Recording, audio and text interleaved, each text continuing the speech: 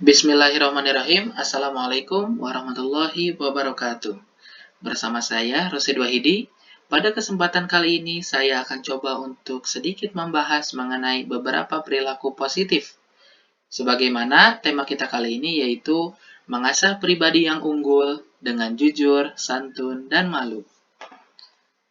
Perilaku positif pertama yang akan kita bahas adalah sikap jujur. Apa sih yang perlu kita ketahui dari sikap jujur ini?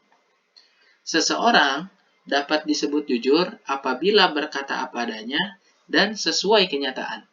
Secara sederhananya dapat dikatakan, orang yang jujur ini apabila antara kata-kata yang ia ucapkan dengan realita yang terjadi itu sesuai, tidak bertentangan sama sekali, seperti itu.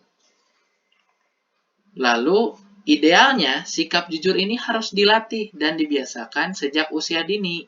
Sebab, pada usia dini, seorang anak akan sangat mudah dididik dan dilatih. Karenanya, penting bagi kita untuk senantiasa membiasakan hidup dengan pola yang baik. Salah satunya dengan menerapkan sikap jujur ini. Karena lingkungan kita, utamanya anak-anak, akan dapat meniru dengan mudah apa yang kita lakukan. Apabila kita tidak memberikan contoh yang baik, maka begitupun halnya anak ini nanti akan berperilaku. Karenanya, ayo kita sebagai seseorang yang memiliki peranan di dalam lingkungan hidup kita, baik itu di rumah, di sekolah, ataupun di masyarakat, perlu memberikan contoh yang baik. Karena hal tersebut akan memudahkan si anak untuk berperilaku baik pula. Salah satunya dengan berkata jujur. Nah, sikap jujur ini seperti yang telah dijelaskan, perlu yang namanya dilatih dan butuh yang namanya proses.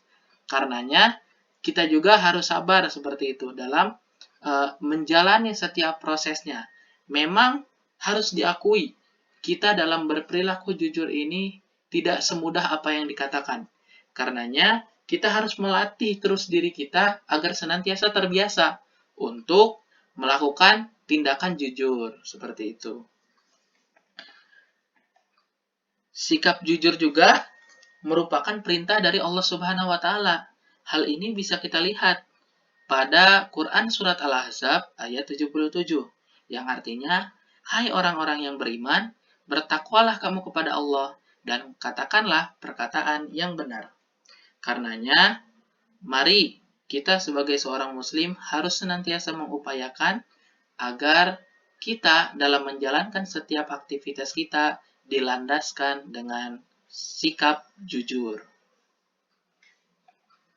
Nah, perilaku positif yang selanjutnya adalah sikap santun. Apa sih yang perlu kita ketahui dari sikap santun ini? Sikap santun adalah berkata lemah lembut serta bertingkah laku halus dan baik. Jadi, salah apabila kita menilai orang yang santun ini sebagai orang yang lemah. Karena pada dasarnya, sikap santun ini hanyalah merupakan upaya kita agar apa yang kita keluarkan ini semata-mata merupakan sebuah hal yang baik, didasari juga dengan tingkah laku yang baik. Jadi, antara yang diucapkan baik, apa yang kita lakukan juga baik, seperti itu.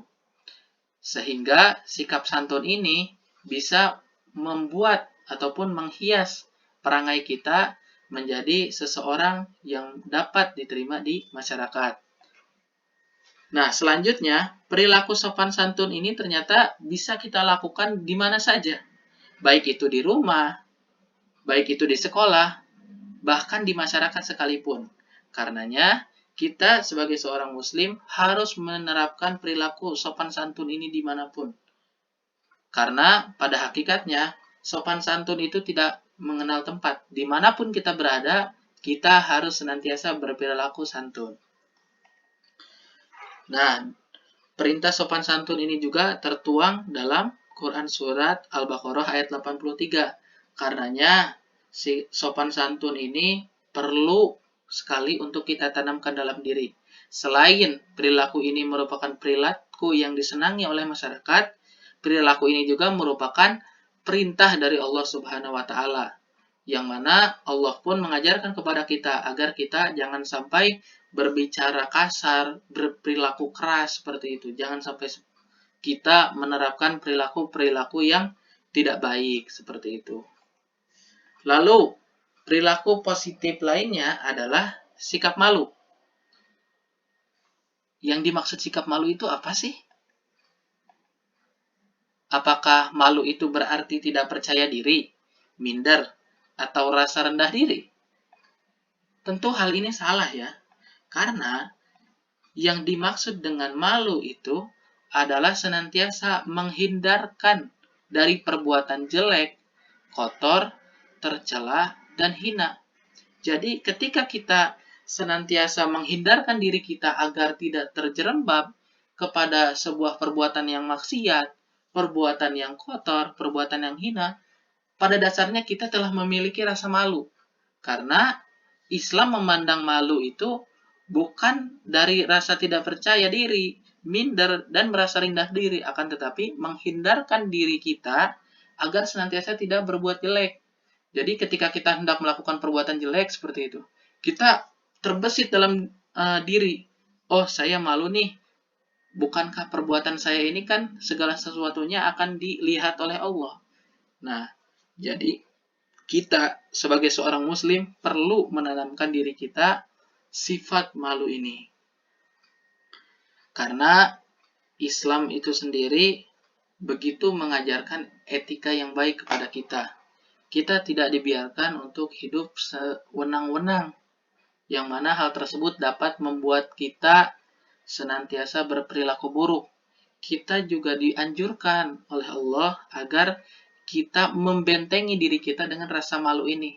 Karena apabila rasa malu telah tumbuh dalam diri kita, maka kita insya Allah akan senantiasa terjaga, kita akan senantiasa terbebas dari yang namanya perbuatan maksiat, perbuatan tercela, dan juga perbuatan yang hina. Nah, di sini dari Abu Hurairah, Nabi Shallallahu Alaihi Wasallam bersabda, iman adalah pokok.